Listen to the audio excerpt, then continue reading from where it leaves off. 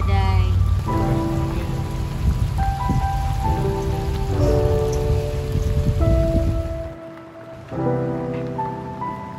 Pulau Klah yang tidak jauh dari pusat kota Sabang memiliki potensi wisata yang terpendam. Dengan keasrian hutannya, pantainya yang cantik, dan spot snorkeling yang menyajikan beragam jenis ikan hias. Dan tentunya juga merupakan kampung Nemo. Dengan potensi Pulau Klah ini, pemuda setempat yang biasa dipanggil Husaini mencoba mengeksplorasi kawasan ini untuk kenyamanan para pelancong yang mencari ketenangan dengan suasana yang masih alami. Wah Bang Husni, di sini emang seru, adem juga. Memang suasananya nih beda nih ya dari tempat-tempat yang lain. Dan Pulau Klah ini kan Bang Husni masuk dalam Gampong Kurung Raya ya? Iya, Benar, betul. Kurung Raya. Nah Bang Husni sebagai pemuda desa Kurung Raya ini sendiri, apa aja sih Bang yang udah dibikin untuk Pulau Klah ini, yang udah dibangun gitu, supaya Pulau Klah ini bisa jadi salah satu pilihan destinasi wisata baru nih untuk kita di sini? Ya, terima kasih kan. Terutamanya saya awalnya start dari Gampung Kurung Raya ini. Saya start dari pinggir pantai Pantai Teping Jeri. Jadi saya buka satu loket, jadi akses untuk pengunjungnya menuju ke Pulau Klah. Jadi ikon yang kita angkat di Pulau Klah ini tiada lain hanyalah satu area terumbu karang yang ada di sini kebanyakan itu adalah spesies ikan Nemo. Nemo ya. Ikan Nemo yang kita Berarti angkat. ini bisa dibilang kampung Nemo juga ya? Iya, begitu kan. Itu konsep awalnya yang kita buat. Dasarnya itu konsepnya, yaitu kampung Nemo. Karena kalau kita lihat di Sabang ini kan banyak pulau-pulau yang ada di Sabang ini dan tempat-tempat wisata yang lain, itu belum ada yang namanya kampung Nemo. Jadi Sabang ini kalau kita lihat secara menyeluruh, jadi yang ada itu kampung Nemo hanya ada di Pulau Klah. Begitu. Jadi itu salah satu ciri khas ya juga lah ya. Itu salah satu ciri khas yang kita angkat di Pulau Klah ini. Gitu. Selain itu apa aja sih potensi alam yang ada di Pulau Klah ini, Bang? Jadi selanjutnya terlepas daripada pesisir pantai yang ada di Pulau Klah ini, jadi kami juga mengembangkan itu akses ke Pulau Klah ini dari ujung Pulau Klah itu sampai ke ujung paling sana. Tujuannya untuk bisa aksesnya itu kan pengunjung itu kan bisa menikmati suasana pepohonan. Jadi pohon-pohon besar itu yang ada di Pulau Klah ini, jadi pengunjung bisa menikmati. Iya, jadi penawarannya tuh kayak kita di hutan, tapi langsung di pinggir pantai juga, gitu ya. Ini memang beda gitu. Jadi kalau teman-teman main ke sini pasti nagih ya. Kalau kita masuk ya dari awal dermaga tadi, itu menyusuri jalan-jalan itu tuh udah ada juga tempat-tempat kayak sudut-sudut yang untuk bakar-bakar udah ada di sini. Terus untuk nongkrong juga ada tuh tempatnya gitu ya. Itu sebenarnya udah lama juga Bang dibangun gitu. Sejak kapan sih Pulau Klah ini mulai dibangun? Kalau saya start dari, bisa saya bilang itu dari tahun 2018. 2018. Tahun 2018 itu saya udah mulai fokus untuk mengembangkan Pulau Klah ini. Jadi 2019 saya bergerak pelan-pelan. Kan sempat juga kendala di saat pandemi. Saat pandemi, jadi kita terbengkalai. Ya, terstop. Berarti di sini potensinya udah ada, potensi alamnya udah ada kampung Nemo untuk kalau snorkeling ya Bang ya. Snorkeling. Untuk bisa ngelihat ikan Nemo. Nah, untuk terumbu karangnya juga di sini kan bagus juga ya Bang ya sebenarnya. Ya. Jadi kalau bercerita tentang terumbu karang, jadi kami ada juga melakukan satu wadah, membuat satu wadah. Gimana cara, adalah dukungan dari pihak pemerintah setempat supaya yang kami lakukan ini terutama ini bisa untuk mengangkat satu spot baru yang ada di Kota Sabang. Sabang, Nah, itu salah satunya. Cuman hari ini kan namanya kita untuk meminta dukungan itu kan butuh proses. Nah, jadi harapan kami ya setidaknya pemerintah daerah itu adalah perhatiannya. Nah, begitu. Akan tetapi terlepas daripada itu, kami tetap menjalankan aktivitas kami sebagaimana semestinya seperti biasa begitu kan. Ada waktu hari ini barang 2-3 jam kami tetap menjalankan ke Pulau Kelah untuk melakukan kegiatan apa yang bisa kami lakukan. Saya itu kalau membangun itu saya cuman ingin membuat mungkin satu ya kedai sederhana ya kan, ataupun warung sederhana begitu. Jadi pondok-pondok tempat singgah para pengunjung mungkin tidak terlepas musala ya kan, tempat selahnya orang yang mau ibadah begitu kan. Musala satu ataupun apalah kita bilang tempat buatlah MCK kan, tempatnya persalinan, pergantian pakaian kan. Jadi akses berarti jalan kan setidaknya kan lebih maksimal gitu. Dan di samping itu kan juga butuh penerangan. Iya benar. Penerangan itu mungkin sangat-sangat butuh.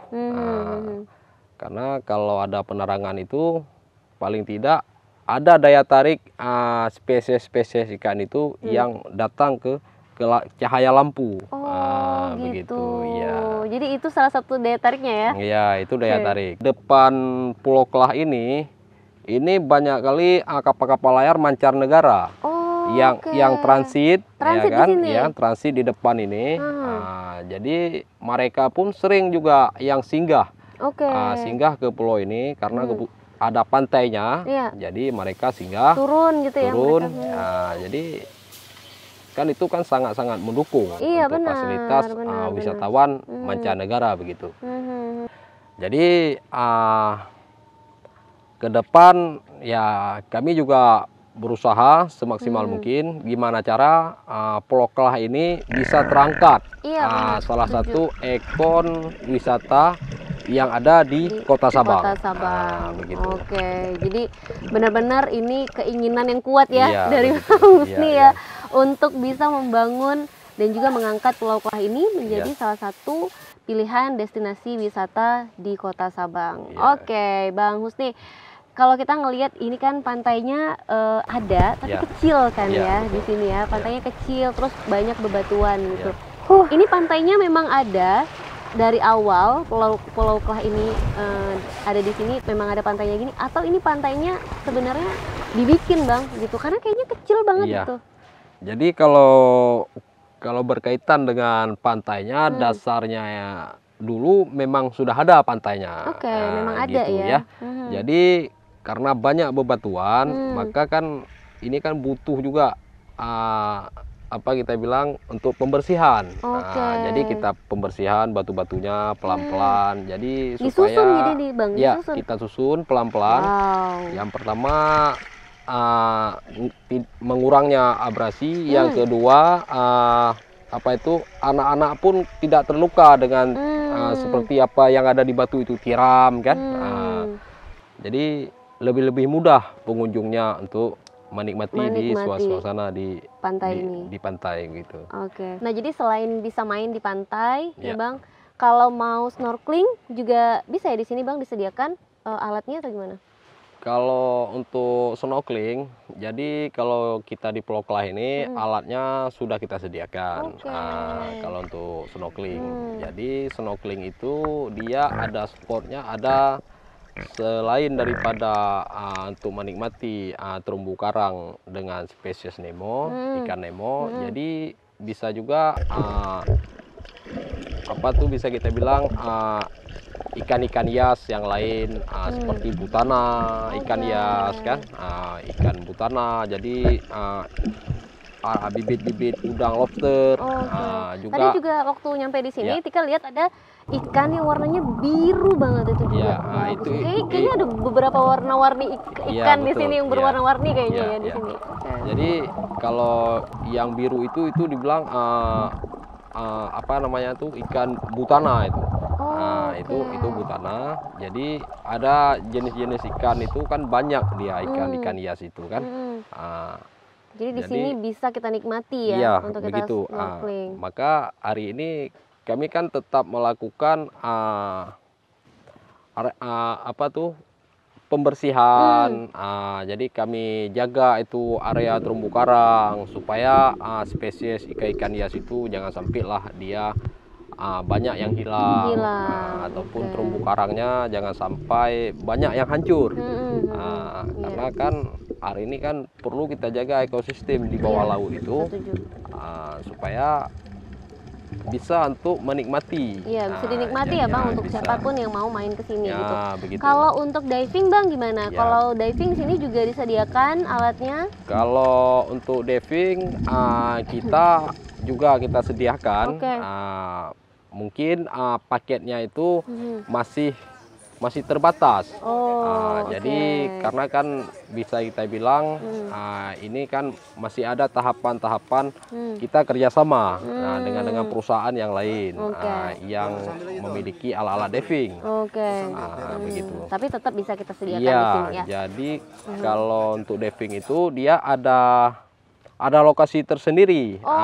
Begitu. Tapi masih di kawasan Pulau Kla di kawasan Pulau Kla. Jadi kalau mau lihatnya diving itu bisa turun sekitar kedalaman 20 sampai 25 meter. Jadi itu bisa kita temukan apa aja sih Bang di bawah kalau udah di kedalaman 20? Ya, kalau kedalaman 20 meter itu kalau di Pulau Kla ini ada satu situs itu peninggalan zaman Belanda itu beton-beton yang di dalam beton-beton itu banyak kerapu-kerapu merah itu.